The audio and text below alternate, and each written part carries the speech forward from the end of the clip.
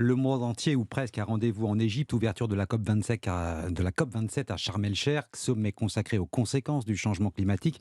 Ce n'est pas tout à fait un hasard s'il se tient en Afrique. Le continent souffre particulièrement du dérèglement imputable aux pays industrialisés. La solidarité entre le Nord et le Sud, Emmanuel Macron l'abordera dans son discours cet après-midi, mais pas seulement, Alexandre Chauveau.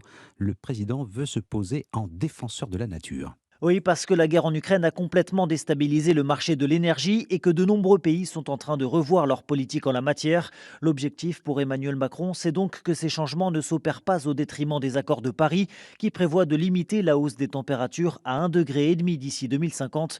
Concrètement, le chef de l'État plaide pour une sortie totale du charbon et souhaite accompagner les pays du Sud dans leur transition écologique. Manière pour le président de tenter de façonner sa stature de meneur à l'échelle internationale, lui qui aspirerait, selon plusieurs proches, à un poste européen à l'issue de son second quinquennat. Emmanuel Macron, soucieux de la trace qu'il laissera dans l'histoire, compte donc s'appuyer sur l'écologie pour apparaître comme un acteur politique majeur sur ce sujet, après avoir placé en France la planification écologique directement sous l'autorité de sa première ministre.